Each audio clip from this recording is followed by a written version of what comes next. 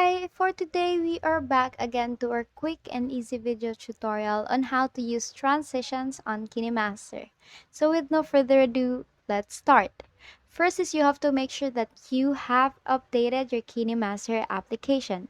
And if it's updated, you can now proceed to our tutorial.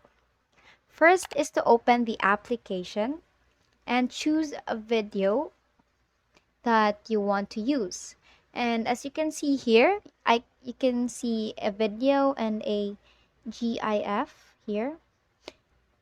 So if you wanna use a transition, you will see a plus sign in the middle, a cross sign here in the middle of both videos.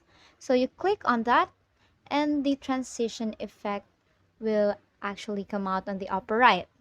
And there are actually plenty. There are travel and activity, text transitions, sentimental, presentation, powerful picture-in-picture and multi-video, fun transition, classic transition.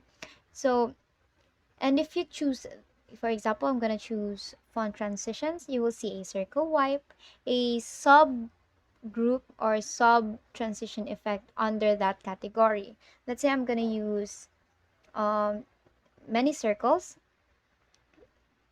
and you could actually adjust where to start it, the speed of it.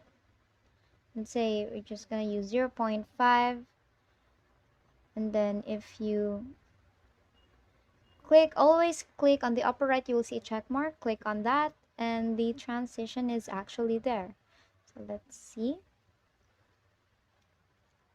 And that's it. That's how you use transitions on Kinemaster.